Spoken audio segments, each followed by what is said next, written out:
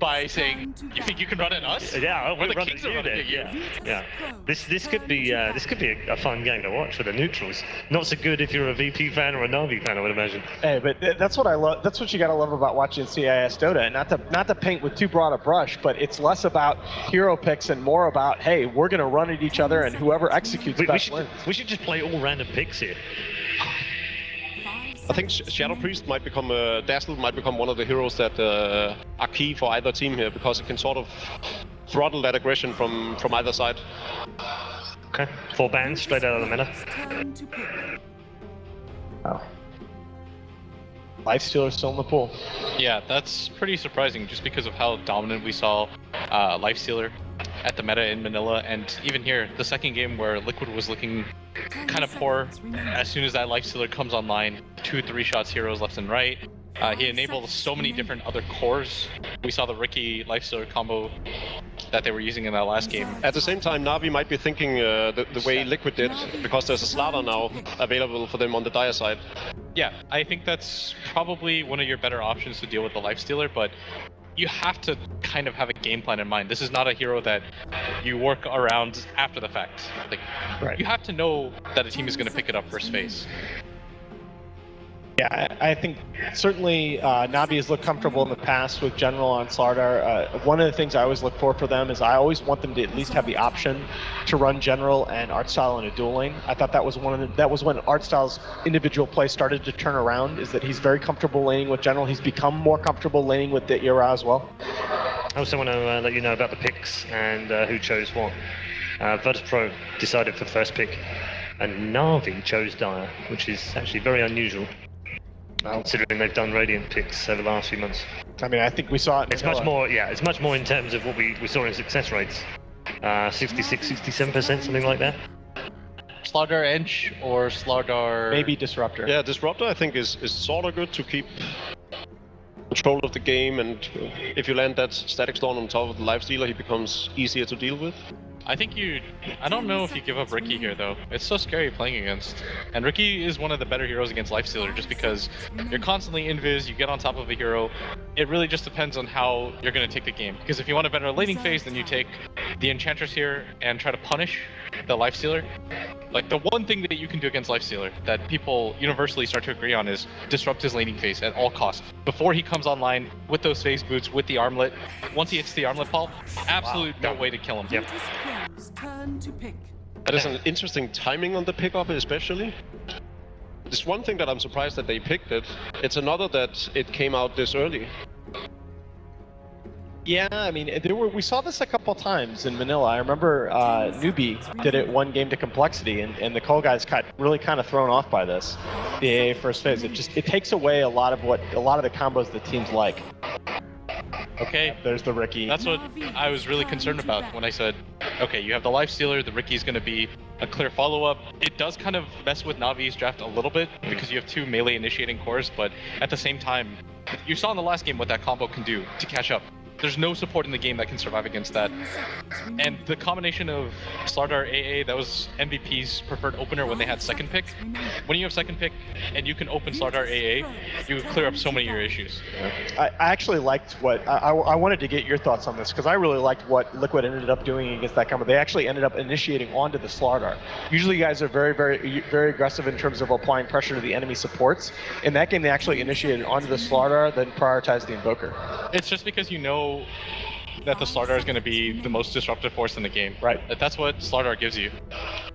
Yeah, they opened with a starter pick yesterday in game 1 against OG, and followed it up with a Troll Warlord, a Magnus, a Venge, and a Shadow Demon. Yeah, I think that was the attempt at the Troll counter in Phoenix strategy, and yeah, didn't work out. No, done in 30 minutes. Still have the Ench as an option. I'm not sure how... I guess the one downside of Riki is that he doesn't really provide much for you in the way of laning phase, so that's where you can choose to get aggressive if you want, if you're Na'Vi. I'll tell you, the Drow strat's still on the table, though. Yeah. Scary against Lifestealer Riki, but Na'Vi runs it very, very well. Yeah, also some VP picking up Timber and Phoenix pretty often as well. Virtus.Pro Now, what do you Will? What do you think about this? Because this was Fnatic's attempt in the last game to try and counteract the Riki. What do you think about the Bounty Hunter Riki matchup? It's not even about counteracting, but it's that both heroes do similar things for you. Right. They both get really deep wards. If you notice that whenever you have two Invis heroes in a game counteracting each other, it's a ward game through and through. You just have to play that prediction game more than anything. And Bounty Hunter, yeah, the track is good against Invis heroes, but it's not as if the Riki cares that he's tracked. He's just a vehicle. You walk in, you don't care if you die. Hero can die 20 times in that last game, pull a milk, and still come out the victor. That is a milk. It's confirmed milk. This also underlines that Na'Vi wants the map control, and with the AA blast later on, it adds a lot of global presence for gank setups. Now, this is also where having Yoku back in the offlane position really gives you a lot of options. His hero pool is extraordinarily broad at that position.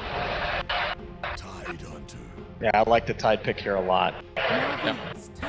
You just need a hero that sits in the lane, doesn't really care. You have two melees on the other side. Ancient Apparition isn't the best zoner either. And more than anything, you want to be able to follow up, but there's a Slark. There's only two forms of lockdown on the side of VP. One of them is a Tide ulti, the other is a smokescreen, which granted is pretty good, but Slark could just run free in this game if he wants. 5 seconds remaining. What are we looking at here? A Witch Doctor, maybe? Reserve time. I sort of think you need something faster. In this sort of game, you want tempo. I think Disruptor's okay. Oh, it's Disruptor banned. got banned, yeah, that's why. For the Witch Doctor. I guess VP can pick up Enchantress. Maybe Venge.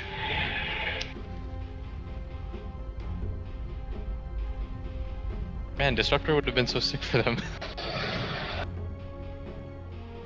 Avenge is a good pick here too because they have that history of running it as a core, so you don't give quite as much away. Well, they've been running a lot of Phoenix recently. Yeah, 2 out of the 3 games yesterday, I think. Yeah. Oh, I mean, there's no way they're going for a Vince core. They already have a lifestealer, so that's not an adaptation that they can afford making. They've run some pretty unusual lane configs behind it before, but yeah, I would tend to agree here. Is that they Venge core, they're certainly going to aggro try around it, and you're not going to leave the lifestealer alone. I don't think Lion is too bad. Lion's okay. He kind of is going to get slowed down in this game a lot. You just need a support hero that can keep up with the other 3 cores when they make their plays. I think Witch Doctor's an okay laning support, but I don't know how fast a hero like Witch Doctor can play. What I mean by that is, it comes down to pace of the game, more than just move speed or anything like that. Now they might just group up and go for like a Shadow Shaman, or even... Nah, they're not gonna go for a Chen.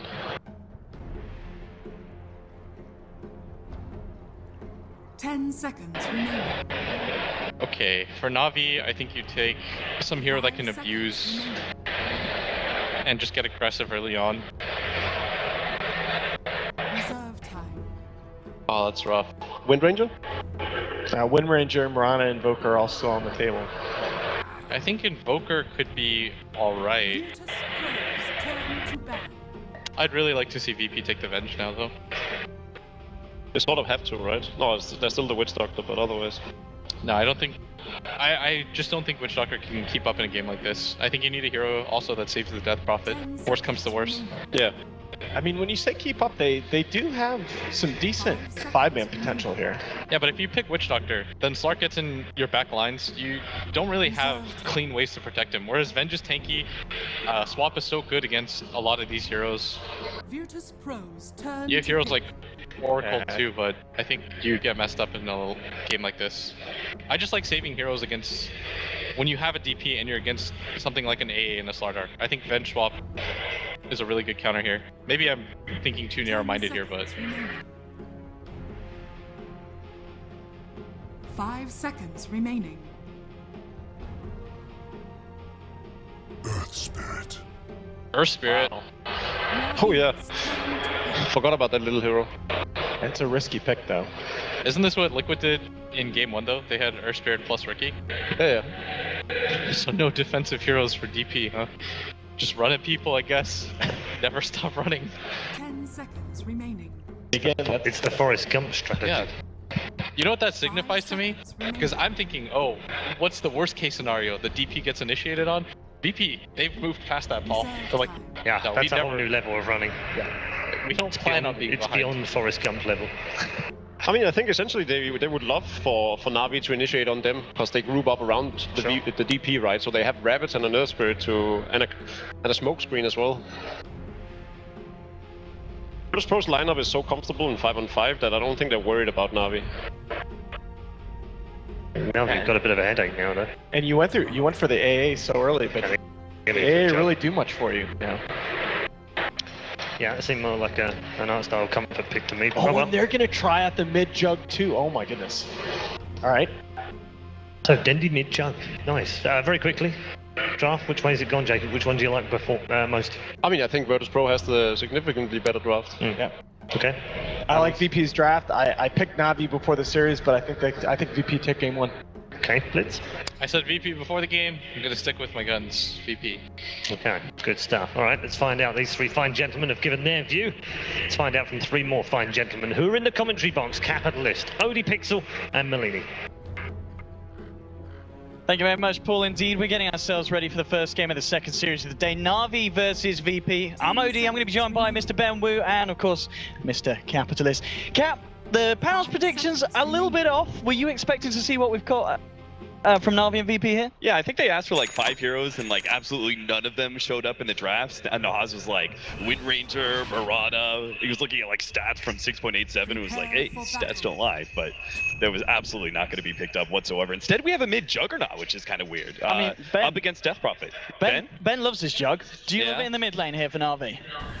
They probably wanted some sort of magic immunity to deal with this mass team fight from VP, but I think it's maybe too little to deal with their team fight. Like, if you're Navi, you never want to fight 5 man in a VP. Yeah, I think this is, I don't know, I guess if the laning phase goes alright for Na'Vi, they can just kind of survive through this really tremendous mid game that Virtus.Pro are set up. I don't like the fact that they chose 2 aggressive supports and don't have a saving hero for the Death Prophet, but I still think that their mid game and just their overall team fight and pushing power is going to allow Virtus.Pro to take control of this game and never really let it go unless they just do the classic Virtus.Pro overextend and throw into the base. I mean, Ben, would you agree? From your perspective, how do Na'Vi make this draft work, having this kind of dual core of the Juggernaut and the Slark? I think they need to gain a lot of control with the Bounty Hunter. What they really need to do is prevent VP from running around as 5 with a gem in the mid game, take down all the wards, and render Bounty Hunter useless. If they're not running around with the Bounty Hunter, getting track kills, they're going to fall very, very far behind, and that's just preventing VP from grouping up ASAP. And we'll see Na'Vi here at the bottom. They'll secure themselves the room for Dendy. Top, Yoku. He'll actually take it away from them. Na'Vi just forcing him back. And also to talk about the mid lane as well, the fact that we're seeing Dendy joke, do you think that was the plan all along for Na'Vi, Cap, or were they looking for that Tinker that VP banned out at the last moment? Ben actually suggested the Tinker, and I thought it was a pretty good suggestion once I started thinking about it. If they really just turtled this game out, they could give the time for the Slark to be able to come online. Instead, they're going to have Dendy like just try and be able to focus Death Prophet down in fights with an Omni Slash jump in, but this is essentially going to turn into kind of a dual lane scenario where they're protecting G from the Bounty Hunter harassment and might even be able to pick up a kill if they surprise Na'Vi with 3 heroes, but Tinker would just allow them to turtle high ground really easily with AA, and then you have Vision with the Amplify Order Track to just spam rockets, and VP would have a really difficult time pushing the base. They don't have great sustain aside from Spirit Siphon and team fights. The Juggernaut synergizes a lot better with the Slardar and makes way better use of the Amplify damage. I'm talking about the Slardar. General in a little bit of trouble here. He's got the Crush to hold them back, and that will be enough to buy him the space to retreat. But this mid lane, obviously we just saw just now, they had the bounty there helping out Dendy. Surely he does need a +1, because it's proving to be quite difficult for him to get the farm he needs here in the mid. Well, the thing is, like Spirit Siphon is no longer pure damage, so Dendi, if he's really gonna be like harassed by G, he could just throw out the spin sometimes. I think this lane is actually pretty decent. The mid Juggernaut has been experimented with a lot of teams, and it seems like this is going to be one of those matchups that can actually work out. I'm a little bit more concerned about the top lane, as long as Yoku has a good time, which he should be able to, right? It's a Slark Ancient Apparition. This combination is not that threatening, so he should be able to get a decent amount of farm. As long as he gets the mech, then they have that kind of saving grace for the Death Prophet. They have a little bit of sustain, and I think this lineup just starts balling out of control. Yeah, it certainly seems at the top. I mean, there's only been a couple of denies from the side of Na'Vi, so Yoku, he's finding a lot of the XP. Didgeridoo's going to try and have a bit of a go on him here with the help of Artstyle. They'll chunk him down fairly low, but at the same time, Didgeridoo's got to be careful. Yoku's not afraid to fight back and ends up forcing Na'Vi to back off, so unable to do anything about the Tide at this stage. Yoku is just a little bit too big on the Tide. May get a little bit too big for his britches, though, because he's probably not expecting Seneko to come up to this top lane with a haste rune, and another combination like that with a third hero, they might be able to kill him, but I think it's going to be close. Let's see how they can do it here. See Seneko, how he wants to lead this one in. Didgeridoo starting to just see if he can get a couple of stacks of the S's shift, but it looks like they're just a little bit too scared, and even with 3 of them there, not wanting to jump on a full HP Tide at this stage of the game. He's actually about to hit level 4. He's got the level 2 Kraken Shell. He's actually getting impossible to kill now. I mean, look how aggressive he's going as well. He's just waltzing past the tower now. Seneko will come in, but Yoku making his way towards Artstyle. Artstyle's got to be careful here. Yoku absolutely just not caring at all about the fact that there's 3 heroes of Na'Vi onto him. He'll start to walk away now. Maybe Na'Vi can go for this. Yoku's trying to turn back towards Artstyle. He's trying his best to play with Na'Vi as much as he can, but it looks like he may go down here finally. Pops the fair by Didgeridoo. Oh, Yoku! He's done it! Gets himself first blood! And Na'Vi having a lot of issues there with the Tide, Ben. The AA is supposed to be okay at dealing with him with a magic damage from the Chilling Touch, but he didn't have it off cooldown for a really long time. The Bounty Hunter is pretty under-leveled at this point, and Slark is just not that great versus the Tide Hunter. I'm surprised they threw so much at him. There's bottom as well. VP trying to make a go onto General. No fear rolls across. The skills on point, and a second kill for VP.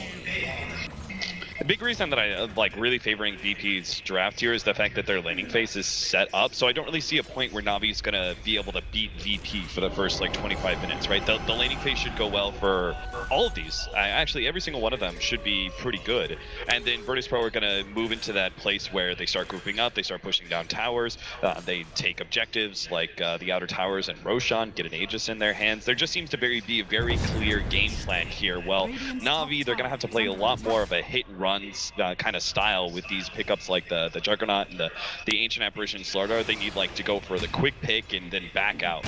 And there's just not that many threats on the side of Na'Vi. Maybe once they get level 6, they can come with the AA ulti with the Trek, but VP, they have a lot of threats that Na'Vi have to address already. The Tide Hunter is getting out of control in this top lane. I'm trying a bit of go on G here, but FNG will reveal himself, forcing General back. Artstyle, Seneko, and General still hanging around.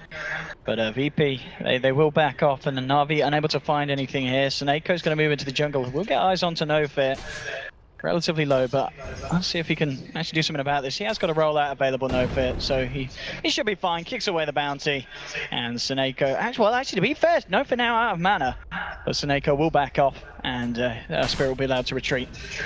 The hard part is, like, the supports are gone now, but what do? You can't pressure a carry like Lifestealer. It's just one of those kind of lanes that you can't gank really easily. You can't put pressure on the Lifestealer because he's got this natural sustain. So you've created, like, some space where you know the Earth Spirit isn't ganking mid, but that doesn't really alleviate anything or really put pressure on VP in any way. I mean, still just looking at this top lane, the Tide's got more CS than the Slark. He's about to hit onto level 6. This is a really tricky situation here for Na'Vi. Mid lane, trying to make a go onto Denzi. No Fear rolls in, gets the stun off, and with the Siphon, they'll be able to do a great job of this one, VP. Another kill for them, 3-1. And I gotta say, Ben, this early game seems to be going fantastically for Virtus.Pro. Yeah, FNG's been doing a really good job of running around. He was in the mid lane, he threatened the Juggernaut while they were preoccupied with the Tide up top. And now, nice hit. they're going to potentially find themselves another with the slow, chasing down Seneko. No help at all, of course, for this Bounty Hunter, and Virtus.Pro just beating Na'Vi to pieces here in this early laning stage. And Yoku's got a ravage. Ditchera's got to be careful. Yoku can even try and maybe go for a kill if the positioning's right. Just playing around it. He's teasing at the moment with the tentacles. But they will force him back. Yeah, Yoku is having an absolutely excellent time here. Mid lane, Dendy trying to make a go onto Gene. Looks like he will get away with this one. So Dendy finally finding himself a bit of positive action there in the mid lane and getting away with that solo kill thanks to the Omni Slash. That's really huge because they need Dendy. Like, he's the playmaker in this team. They drafted him a mid laner that doesn't come online that quickly, but he's still got to try and create space. And being able to get the kill on the enemy mid will boost his levels, be able to get him online a bit faster. And maybe Na'Vi can start doing something to slow down these heroes. This is nice as well. They go straight in with FNG. Pops the smoke screen to make sure no dark pack will be there for Ditchera. Easy ravage here for Yoku. And now VP is chasing down Seneko. We'll see how aggressive they want to go here. No fear.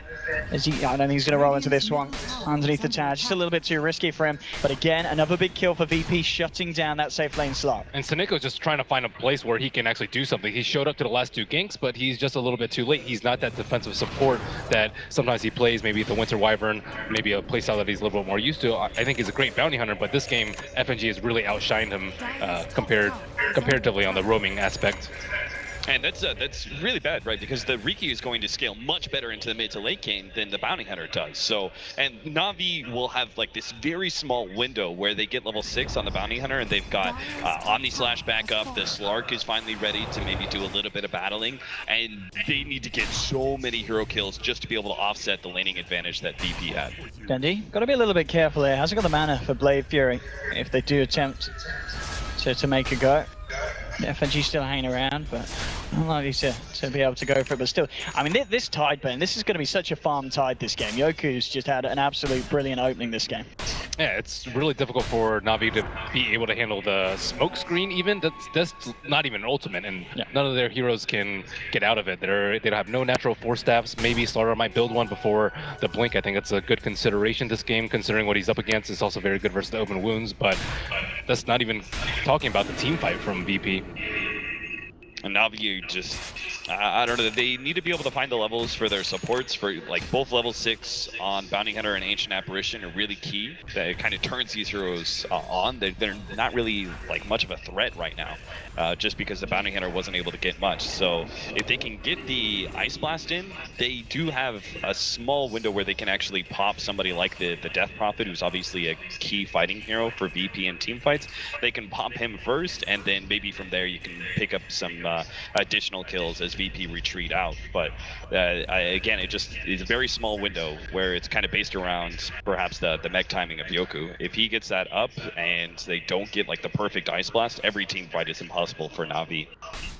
They don't even have to rely on the team fight with the mech though. They can just run around with the Riki, with the Infest Bomb on Lifestealer, and they can kill any of Na'Vi's heroes. Their cores aren't that tanky. Maybe if they have like a DK or something in the mid lane, it's much less offensive, and he wouldn't be able to solo kill the DP like he did, but he also would be a little bit less vulnerable to the Lifestealer Bomb.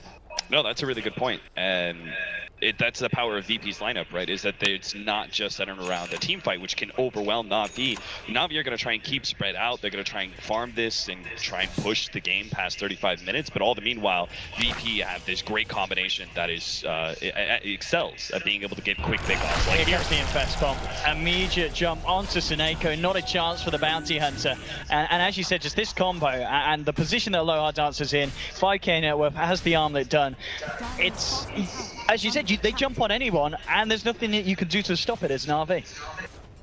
I think Blitz pointed out like that during the panel, it was something about what he liked about Na'Vi was the fact that they bought into some kind of philosophy, and this is definitely the wrong philosophy here. Oh, look at this, Danny just being forced right back. G pops the Exorcism, ready to move in, finish off this tier 1 TP, starting to come through. Ice Blast, he's going to be on point. Looks like there's the actual flyby caught out G, and they should have a good chance of bringing him down low, and they will. They'll take down the Death Prophet. Ditchera turning up as well. FNG to fall. So Na'Vi, they will lose the tower, but finding 2 kills this time. And a big one as well, taking down G on that Death Prophet. And VP have to be more careful about the 10-minute timing. They just bought the tome on the AA, they got him level 6, and then the Ice Blast completely caught it off guard. Maybe a little bit of surprise from the DD, from the Juggernaut, although the main damage dealer was the Slark in that AA ultimate. Yeah, as Ben said, just imagine if there was a level 6 on Seneko in that case, and they got a couple of track kills and they start building some momentum. Virtus.Pro need to be a lot more cautious about this. I would say probably about like 18 minutes, I would say. Once you start hitting the 20-minute marker, I think the power swing goes back into the favor of Virtus.Pro. And they didn't have the Tidehunter there. You want the Tidehunter there, like if they want to jump onto them, which heroes like Slark and Star have to do, you're going to get ravaged. DP's going to get her Spirit Siphons off. Might not heal too much because of Ice Blast, but they will get a lot of return kills. Benji coming forward, but spotted out here. Seneko maybe able to get the immediate D ward. No fear. He wants to try and do something about it. Rolls in. Unable to get locked down onto Seneko. So VP, for the time being, will continue to push on this tower. Look at the money that Yoku's saved up. Is he still going to finish off the mech, or do you think he's saying, I'll just get a blink straight up now, Cap? I think he still goes mech. Yeah. I think even with the Ice Blast, it doesn't really matter too much. Maybe he likes the idea of being able to get the quick jump and maybe catching Slark or Juggernaut out of position before they can get off Death Pact or maybe the spin. But I think it's more reliable. Just go for the mech. 5-man around, take some tier 1 towers, and inevitably Na'Vi are going to split up and try and out-farm you. And then that just opens up the window for the Riki Infest combo, which they're going to go for again here. I think Blink's a little bit better, personally. Seneko again caught out by this combination. See if any kind of backup's going to come through, and it won't. Na'Vi lose another. VP in position to now finish off this tier 1 in the mid lane. Yoku's just going to actually simply just head straight towards the top and continue this incredible rate of farm. And he's got the money for the blink. We'll see if indeed that is what he's going to go full in now for. On Ben, top is of that, is it the Ice Blast? Is that why you prefer? Mostly because of the Ice Blast, but also because I think their team fight's strong enough without the mech. They can still beat Na'Vi without the mech, and even with track, I still think VP will come out ahead regardless. So it's just so they can push T2s with a lot more confidence and jump Na'Vi. Yeah. Vincere actually trying to make a jump in onto G. This Ice Blast, it could be big as well. Flying through, it's going to catch all three. They'll take down one, and now General comes in with a 2-man crush. No fit to fall as well. Na'Vi, they've taken down 2. They'll get a lot of dust as well. 3 kills for Na'Vi. It may even be more. They've got the track out onto the Riki. Tricks of the trade for the timing, but a crit from Dendi brings him down as well. They do lose their Slark, but Na'Vi finding 4 there off the back of a fantastic Ice Blast. And look at the money as well. A 3k gold swing there, Cap. I mean, that's just track kills coming into play. Virtus.Pro weren't careful. That's a second fight where Tidehunter is just late to it, and that's not necessarily on the Tidehunter. I think that Virtus.Pro are just not communicating well enough. They want to go for a fight like that. They wait for Yoku first to be there before they try and initiate, or be in a position where they can potentially get initiated off. That's simply just Tidehunter not being there and VP just fighting S4 without their huge team fight. They can just jump to Death Prophet, and they're zerging her down, and she's not able to do any sort of damage. She didn't even pop her Exorcism for that fight. Now they have the Blink Dagger on Tidehunter, but he's tracked up at this point. Yeah, for example, like just look at the way that newbie play around with the Tidehunter, right? They bring the Tidehunter as soon as he's level 6, and they just bully down towers because nobody wants to fight into that. It's supposed to be this overwhelming advantage, but VP are just letting it waste for some reason. Smoke from VP's actually going to catch out Seneko, and they'll take him. Another death on this bounty hunter. Has been caught out a fair few times, but as you've been pointing out, as long as there's still the potential for him to get tracks out in future team fights, the bounty's still going to do his job, even though he's dying a fair bit. Yoku jumps in onto Denny, the smoke screen follow-up, so no escape here for the Juggernaut. And VP find it. It's a 1-man ravage, but it's a ravage worth spending, I guess, Cap, for that Juggernaut kill. Yeah, absolutely. It's not just the kill. Like, obviously, the Juggernaut is really high value because he's such a big level and he's the highest net worth hero on Na'Vi. It's like the hero that you worry the most about in this period of time. But it's also the fact that you could have actually pressured the tier 2. Instead, they're going to rotate bottom. He's very far out on his own here. And VP, I got the initial silence out to try. Maybe a little bit too slippery though. Still trying to work his way around. At the same time, they've actually lost the Death Prophet in. Vincere pops the Shadow Dance, still on the retreat. But G actually being the one to be more out of position as Na'Vi find themselves another. Bringing it to 10-9, and all things said and done, Bennett, it does seem that Na'Vi is starting to climb back after being fairly behind in this laning stage. It's not a really well coordinated VP that we're seeing here. They're fighting way too just strangely around the Death Prophet. There's just like not that many heroes surrounding her. She got jumped by the Slardar, AA ulted, and just died. And so many times she just has not been protected by her team. And when you don't run a defensive support, you know, no Dazzle, no Oracle, no anything like that, you have to be around her all the time. Strange is a pretty good word, just because it's like, it's not like the fights are too chaotic or Virtus.Pro making the wrong this decision. again, they've got eyes onto Aloha Dutch, the Crush, Ice Blast combination with the Shuriken bursting him down. He'll pop the rage, but they've got the physical damage. Na'Vi taking down the Lifestealer. And again, Cap, as Ben's saying, it's VP making these mistakes where they're just going out one by one. He did get the deny off there. Oh, so fair play to him, but still, that happens next time. They get the kill, Na'Vi. Oh yeah, absolutely. I mean, you still get a little bit of track hold from it, I think. And Dendi, he may actually be dead here just because they can right-click him down even after the spin. Oh, General's Crush! Allowing Dendi to back up. And Suneko starting to lay down the tracks. Dendi moving forward with a healing ward. Has got an Omni Slash available. But the kickstun from No Fear holds him back. Na'Vi are doing a really good job of capitalizing on the Tidehunter either not being there or not having the Ravage up. And they're just getting kills left and right. And now we really see Suneko kind of stepping up to the plate and matching Riki's movement around the map and setting up kills for Na'Vi. There is going to be a point, like Aloha Dance has spent a lot of time farming, but he's in that point where he's about to join the rest of his team and really become hugely impactful, and Virtus.Pro will have another chance to reclaim some hold on the game. It usually happens around 20 to 25 minutes with these kind of like team fight push lineups with Death Prophet and Tide. So Virtus.Pro will have like a second chance. That's just because their draft, you know, has so much forgiveness just because it's the superior draft over Navi's, but they never should have been in this place in the first place. They never should have been trading track kills around because of their poor positioning and poor decisions in team fights. Like some of the things they've just done is like being wrong. Now they have to worry about Ditchera, and he's got the Shadow Blade, he just pops G just like that. I mean, this combination, as we're seeing, whether it be, you know, Slark jumping in, actually going to get caught out here. Yoku does have a Ravage. He's holding on for it for the time being. Ditchera pounces away. Jumps in, but FNG's there with Aloha Dance. They'll take down Ditchera. Now trying to move in for more. See if they can get it. They've got the dust on Suneko. Ravage from Yoku catches both of them out. Suneko to fall. Artstyle's going to go down as well. And this time, VP fighting with the coordination that they need against Na'Vi. That was a nice touch, kicking the Lifestealer in. Yeah, get him a little bit closer to that Ancient Apparition for the kill. And now Virtus.Pro will be able to take that tower. You're seeing, like, this is without the Death Prophet, too. This is a fight that they're still able to probably take a tier 2 just because their team fight was so overwhelming. This is the power of the draft that FNG managed to get VP. Dire's middle tower is I wonder what Yoku's going to get next. I think he's strong enough to carry a gem at this point. Like, he really hasn't been in danger of dying after the first blood. Yeah. And he already has his core items to blink in the mech. He could go for, I think, a hood, maybe, if he wants to protect the Death Prophet additionally. Yeah, the Slark still puts out a decent amount of magic damage alongside the Ice Blast, so I think it's not a bad idea. I would actually just like Cloak and then go straight for the gem. You can get both right now, and Virtus.Pro just run around as 5-man. As soon as Na'Vi start playing around that 5-man, they start splitting themselves up, trying to split push the side lanes. That's when you get the Riki and Fest bombs back into play. And now they might be able to find Suneko. Greaves, an unusual choice. Like, if people are low HP, they're not going to get the armor because it's just going to shatter from AA. Yeah. But if they aren't under the effects of Ice Blast, then it will be pretty useful. He can remove Amp off himself, but that's not a big deal. Coming over. Eyes on the pit, General, trying to do his best to ward them off. Getting Roshan low, FNG moving forward, drops down the smoke screen outside of it. And Na'Vi, they'll look to take this one. It doesn't look like VP can do anything about this. The Crush, Ice Blast onto FNG. This is going to be a dead man for sure, and they've taken it down. They'll get the Aegis onto Dendi. Now Na'Vi moving in for the fight. Alodas pops the rage, starts to retreat, but the Omni Slash coming through. In fact, ends up bringing Dendi up to the high ground. He's got a lockdown onto GG with the Yules, holding back the Juggernaut. General should be able to get a jump on this, and he does. Gets in with the Crush. The pounce follow through with Ditchera. They'll take a second.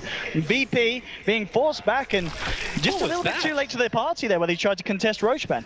It was, I think, again, Tidehunter waiting for his items. He went to the base, bought the Greaves, and he TP'd in. He needs to be the first one there. They didn't expend Exorcism because she doesn't feel comfortable as a frontliner, and she shouldn't be the frontliner. They have a Lifestealer that can go in, but it was just a Riki solo, and the Tidehunter was just way too far back to help out his team. I mean, even just Riki going in there was not the right idea. Even if the Tide is late, that doesn't mean that you just make the wrong play because your ally's out of position. You don't run into the Roshan pit and expand all of your mana to use a smoke cloud that doesn't actually hit where Roshan actually is. He didn't even have enough mana for the escape mechanism of Blink Strike at that point in time. So he was just a free kill, then Virtus.Pro have to play 4 versus 5 without Ravage. That's a fight that they shouldn't actually ever take, and sure enough, VP try and retreat out. They lose the Death Prophet on top of that. Unnecessary, just like a lot of things that are just unnecessary here. They have a gem right now, so maybe they will group up on a Tidehunter. Now he's very farmed. I don't know who bought it. Looks like No Fear. I mean, would you say that VP are now in a position where they do just need to keep remaining as a full 5-man and start to barrel down the lanes, or would they be a little bit too scared of Na'Vi now that they've got the Aegis on Dendy? That's been their game plan the whole game. When you draft like that, you have to go. It. Even if you're behind, even if they have the Aegis, even if they have track, you still have to keep on fighting. Yeah, the danger is going to be that now heroes like the Juggernaut, Dendy already has the Aegis, obviously, but he's also got the Manta style. So when it comes to like the Infest bomb, that split might be just enough time for him to get out of the smoke cloud, get his spin off, and run himself away from the attempted gank. So that means Dendy's going to feel rather comfortable heavily split pushing out whenever VP are showing as 3 or 4 on the map. Smoke from VP, full team moving in onto the top lane, see if they can catch out anyone on the side of Na'Vi. Seneca's already TP'd out, so Dendy is on his own. We'll find him out. Is there any escape for the man? He's just going to go for the Blade Fury TP, and it's successful. So a failed gank from VP and unable to find anything with that smoke. Yeah, look at that. I mean, even if somehow Virtus.Pro managed to get the vision first on the Juggernaut and led with the silence of the Earth Spirit, he still mantas that off, spins, TPs out. This is what we're talking about. The fight so that bomb is going to come straight in onto General, forces himself down, trying to look to retreat, and he's actually going to get himself out here. Na'Vi are they in a position to go back in. Smokestream will hold back Ditchera, stun from No Fear as well. Let's see if Na'Vi can continue to chase. Ditchera ready to front line. At the same time, they've got to be careful. Yoku's got a Ravage, but the Ice Blast coming in. There is the Ravage coming out, and Na'Vi starting to crumble. They've lost General. Aloha Dust will fall in return. Magnetize coming from No Fear as well. It's doing a lot against Na'Vi, but they'll fight for it. Take down a second. They'll jump forward onto Dendy. Yoku should be able to finish this one off as well. The Ghost chasing him down. Dendy looks to just get himself out, and he will. Dendy escapes. In fact, you think about coming back in. He's still got an Omni Slash available. They've now lost 3 on the side of VP. Seneca falling on there's your Omni onto G. Dendy coming back with a sliver of health. Does it there and secures the team fight for Na'Vi. Beautifully played by Na'Vi. The way that they managed to kite Virtus.Pro towards the latter half of that fight, is particularly the Death Prophet, and just clean up heroes whenever she wasn't looking their direction. Really well played in that regard, and I think Virtus.Pro, they're just losing too much control. Like the fact that Yoku was really slow to throw out the Ravage, like it was sitting there, he's sitting in the camp waiting for his opportunity. He had plenty of opportunities where he could have hit 3 or 4 heroes, but then he tries to counter the Slardar's jump in and try and hit the Ravage first, and that just didn't work out. The Slithering Crush is already down, Spin was already hit by Dendy, and it was really ineffective Fisher because of that. Also, they shouldn't have been in this point where Slardar has Blink and Force Up at this point. They weren't able to eliminate him at the start of the fight. If it were a 4-on-5 with Ravage and Exorcism, even with Aegis, I think they would have won that fight. But they missed their big surprise when they jumped the Slardar, and Slardar was in a position. He wanted to get jumped at that point, and all Na'Vi just followed in immediately after. Oh, Loadout's very lucky they're actually moving around outside of the vision of the Slark. But as we can see from the individual net worth, you know, this is a game where the Slark Ditchera is only a few hundred now behind this Lifestealer. And at the start of the game, Ditchera was getting absolutely crushed in lane. This has pretty much been a perfect recovery for Na'Vi now. And if anything, Kat, would you say that they're the team that's ahead now? Oh, absolutely. I think Na'Vi almost had this game in the bag. That's how far ahead I feel they are, because their lineup is only going to get stronger now that they've weathered through the first 25 minutes of the game. Honestly, they shouldn't be in a point where they're controlling the map this early on, but they are. And I think you're just going to continue to see more and more pickoffs for Ditchera or for Dendy's Juggernaut, where they see a single hero out, they're going to Omni Slash it down, and if VP do actually get, like, they finally commit to the 5-man push on a tier 2, Na'Vi may actually have, if they get the right kind of Ice Blast, they might still be able to win that fight. I still think a lot of it has to do with the gem on Tidehunter. If he loses the gem, I think Na'Vi are in a really good position. But at this point, they still aren't able to move around the map that freely. People are still vulnerable to the Smoke Cloud and Fest Bomb. I think Juggernaut in particular, now that he doesn't have Aegis. And as long as they don't get force tapped out, I still think they can win a team fight. General TPing in, immediately forcing away. They'll try and chase him down at VP, but they're going pretty heavily in here. Na'Vi may have a chance to turn this one around. They're coming in with a wraparound. Ice Blast isn't going to clip anyone, but Na'Vi looking to get in position. Snakeo's starting to lay the tracks out. G coming out with the Ghost. He wants to fight as well. Na'Vi holding themselves back here. And G will be able to finish off the tier 2. Let's see if he wants to do anything else with this Exorcism. coming across, but Ditcher up bounces away.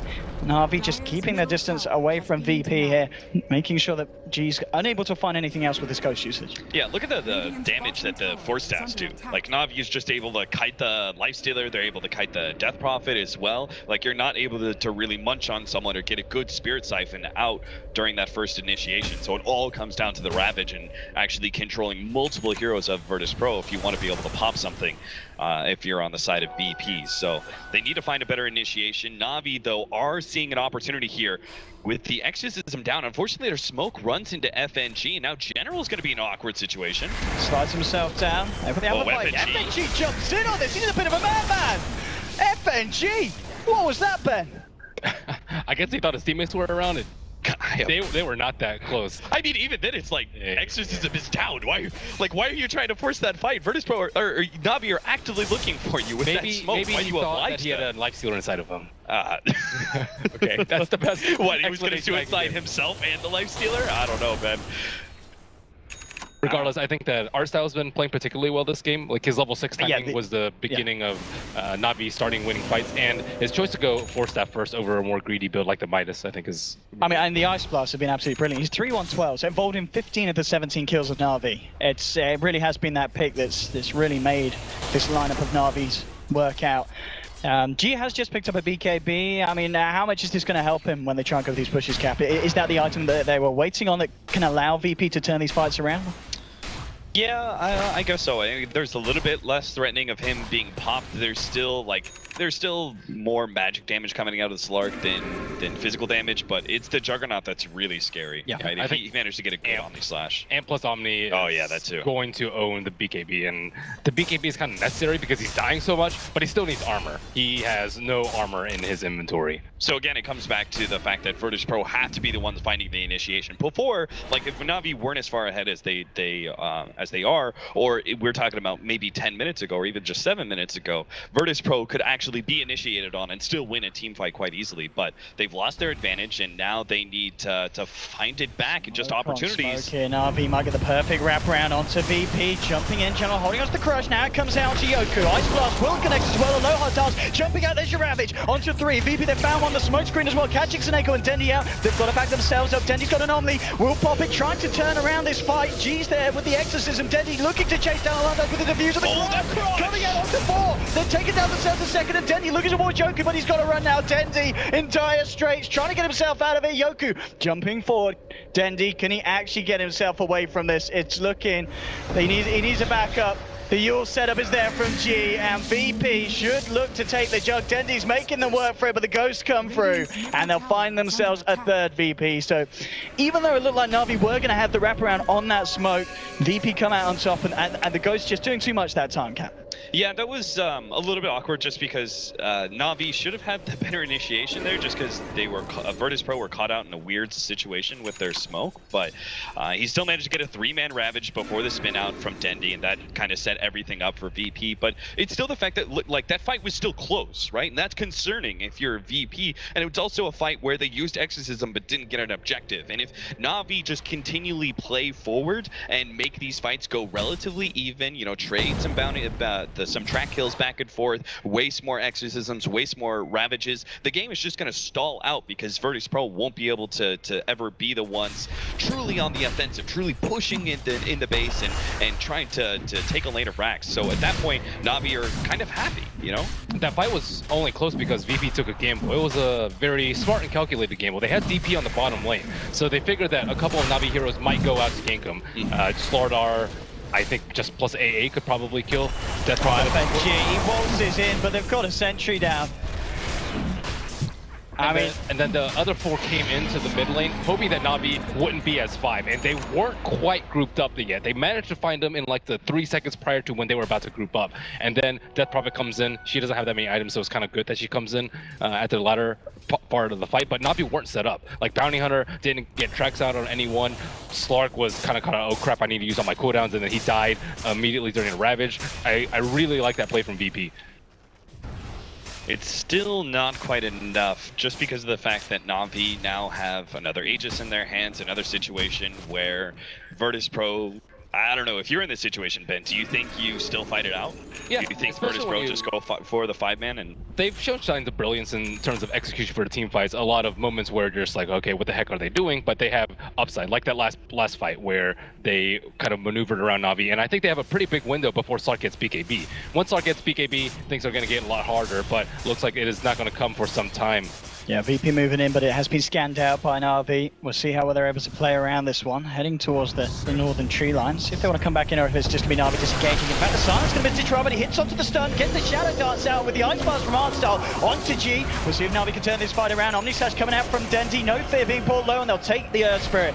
G with the Ghost, the BKB up. He's got to be careful, using himself, but Na'Vi still with a full 5-man, looking to fight here. Jumping forward onto G, the Ravage from Yoku coming out, but it doesn't look like it matters. Dendy with a Blade Fury takes down G. Now Digirard, can he get himself away? He can. Pounces away from Yoku. Aloha Arms caught out by the crush. Dendy and Artstyle hot on his case. A third kill for Na'Vi, and they lose nothing in this fight. Did Yoku not have Ravage up at the start of the fight? He could have gotten at least 2. I think even just killing the Slark at that point is pretty good, because you don't want to fight into the Aegis. Yoku's in trouble. Can they get the crush? Yes, they can. The gem too. Now it's the beginning of the end. Yeah, it really is. Unless Yoku can somehow... No, there's no way. Yeah, there's no chance. Yeah. He had to get some sort of Guardian Greaves, blink into trees, and then... He lives long enough for Seneko to come in and get the track kill as well. That's nice of him. Feeding that extra gold to FNG. He's trying to grab the gem, but oh no, Seneko is like, okay, another track kill it is. Thank you, FNG. I mean, FNG, he's been in a few questionable positions, hasn't he, Ben?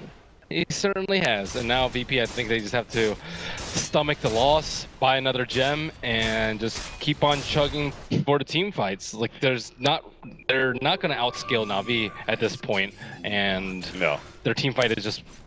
I mean, when Ben said stomach the loss, I thought he actually meant game 1 and just try and go for game 2.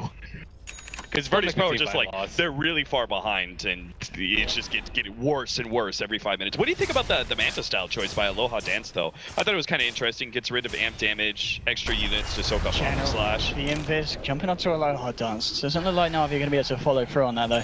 Just creating space here to get the pressure onto the tier 2. But yeah, as Kat was asking, Ben, the Manta style likes it. I mean, that's not going to be a good sign if you're forced to buy that. Actually, I don't think it's that bad. Okay. You'll see Gyros build Manta style a lot, particularly against the Slardar.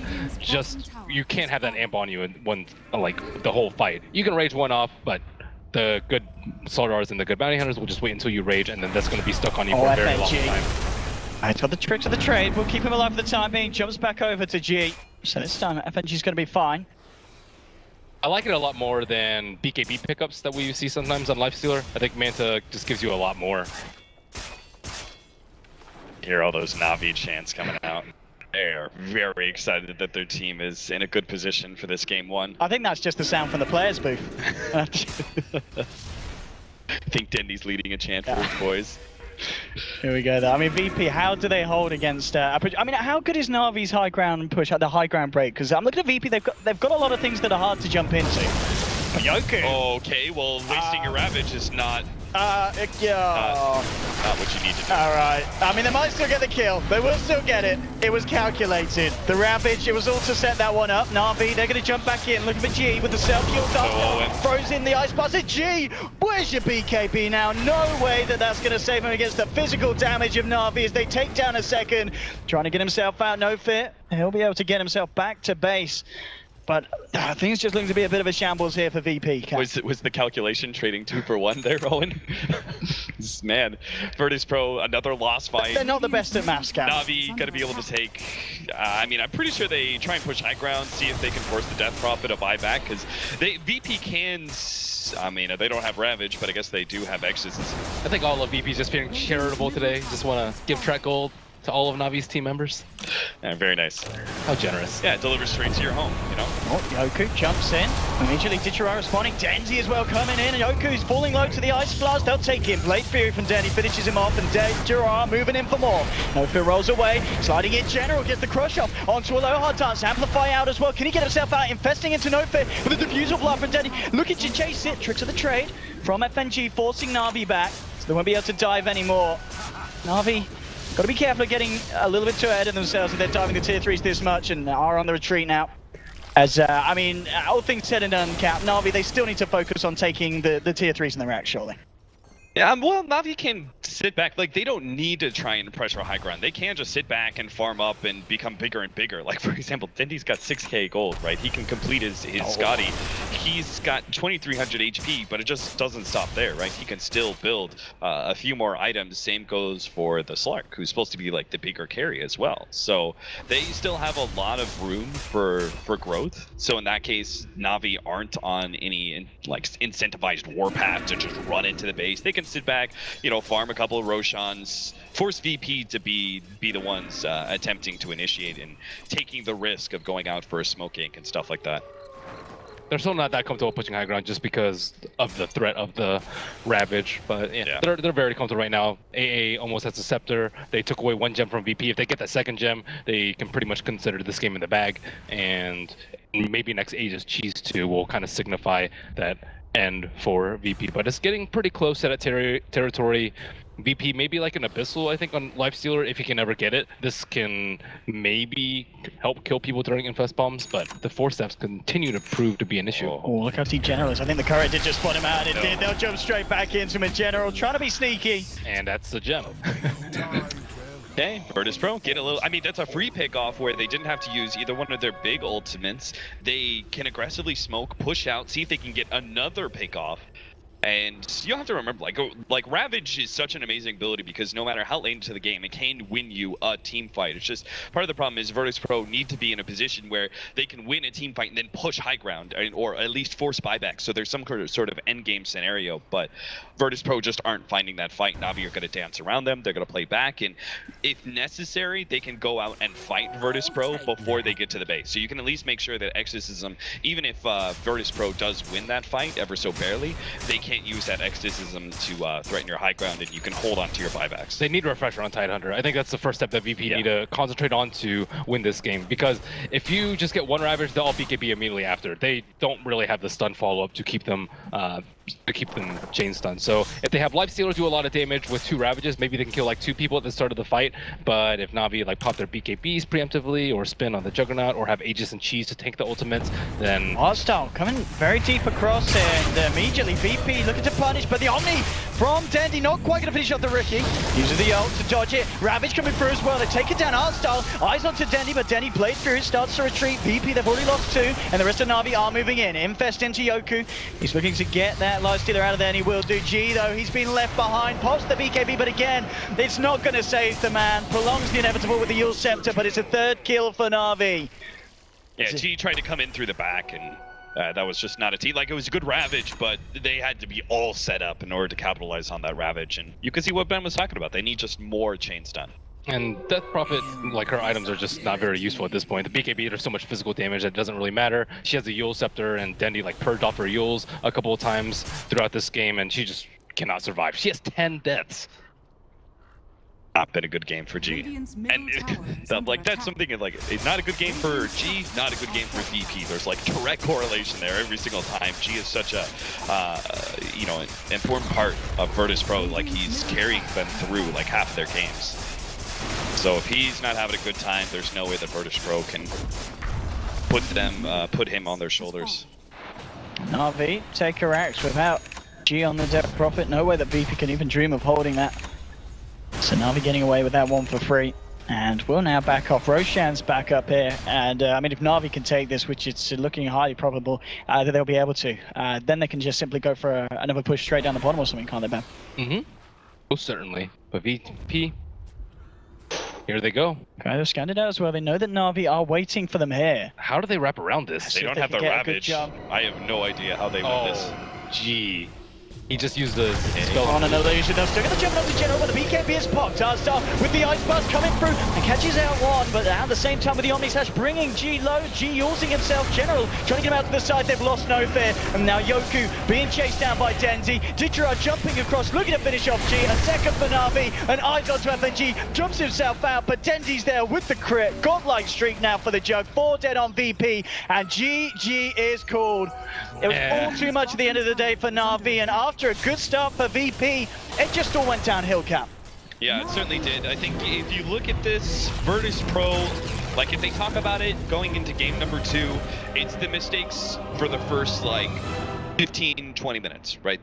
That's the part of the game where you truly lost. Everything else was just, it was kind of expected at that point. You had to be able to win the game in the first 20 minutes. You were supposed to with this kind of draft. They made too many mistakes there. So they've got to really examine what went wrong in the first 20 minutes.